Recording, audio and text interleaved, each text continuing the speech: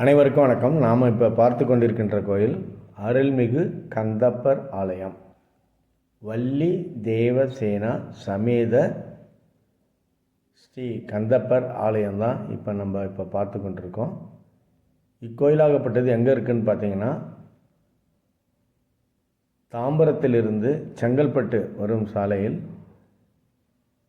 தேசிய நெடுஞ்சாலையில் பரனூர் என்ற டோல் இருக்கும். அந்த டோல்லிருந்து 2 கிலோமீட்டர் தூரத்தில் இத்திருக்கோயில் அமைந்துள்ளது. வலது பக்கமாக உள்ள இந்த கிராமம்தான் புலிப்பாக்கம். இந்த புலிப்பாக்கத்தில் தான் ஸ்ரீ கந்தப்பர் ஆலயம் இருக்குது. இந்த ஆலயத்தில் என்ன விசேஷம்னு பார்த்தீங்கன்னா, நம்ம எல்லா ஆலயத்துலேயும் முருகர் வள்ளி தேவசேனையோட நின்ற கோலத்தில் தான் பார்த்துருப்போம். ஆனால் இந்த ஆலயத்தில் மட்டும்தான் வள்ளி தேவசேனா அமர்ந்த கோலத்திலும் ஸ்ரீ கந்தப்பர் சுவாமி நின்ற கோலத்திலும் பக்தர்களுக்கு அருள்பாலித்து கொண்டிருக்கின்றார். இந்த கோயில் பார்த்திங்கன்னா 2000 ஆண்டுகள் பழமையான கோயில். தேசிய நெடுஞ்சாலையிலிருந்து ஒரு 500 மீட்டருக்குள்ளேயே இந்த கோயில் அமைந்துள்ளது, அந்த புலிப்பாக்கம் கிராமத்தில். இந்த கோயில் மிகவும் பழமையான கோயில். இந்த பாருங்கள், அந்த மண்டபங்கள்லாம் 2005 கட்டி முடிக்கப்பட்டதாக இங்கே தகவல் பலகம் வச்சுருக்காங்க.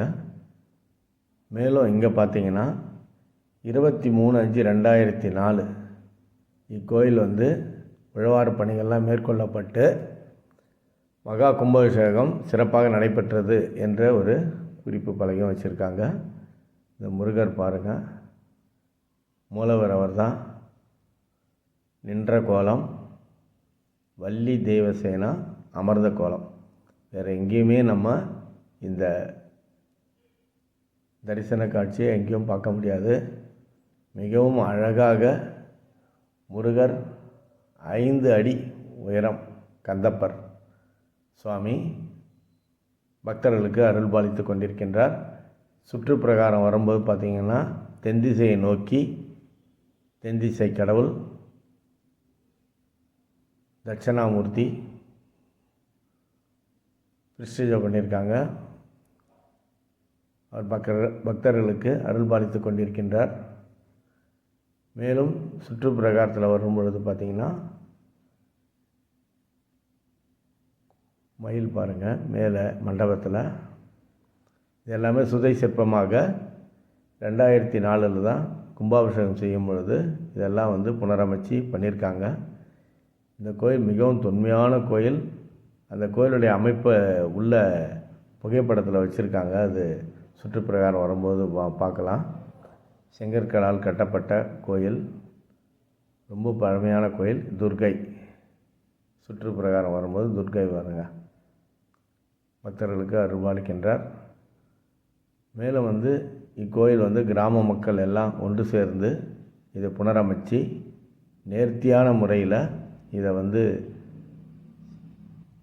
அழகாக திருப்பணிகள் மேற்கொள்ளப்பட்டு, அது புகைப்படம் தெரியுது பாருங்கள், அதுதான் தொன்மையான பழமையான கோயில்.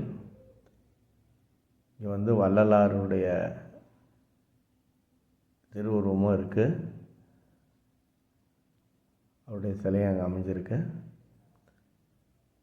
மேலும் இந்த கோயில் பார்த்திங்கன்னா பணிகள் மேற்கொள்ளப்பட்டு அது தெரியுது பாருங்கள். அந்த புகைப்படம் தான் ஏற்கனவே பழைய கோயில் புதர் மண்டி கோயில் இருக்கும் இடத்தை கண்டறிந்து அந்த கோயிலே கல்வெட்டுலேயும் வள்ளி தேவசேனா அமர்ந்த கோலத்திலும் கந்தப்பர் நின்ற கோலத்திலும் என்ற குறிப்புகள் குறிப்பிடப்பட்டு அது பாடலாகவே பாடி வச்சுருக்காங்க. அந்த குறிப்பும் இந்த கோயிலில் இருக்குது. மேலும் பார்த்திங்கன்னா பலிபீடம், மயில் வாகனம், இதை பாருங்கள், வேல் அனைத்தும் இங்கே கண்டெடுக்கப்பட்ட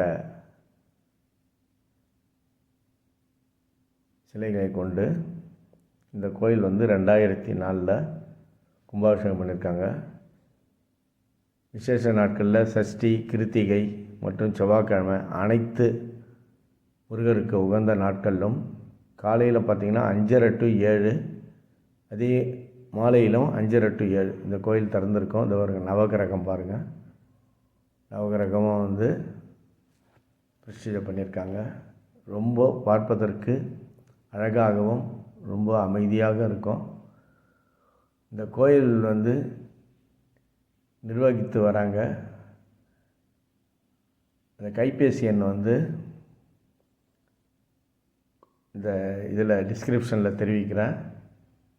பக்தர்கள், தேவைப்படும் பக்தர்கள் அபிஷேகமோ தங்களால் இயன்ற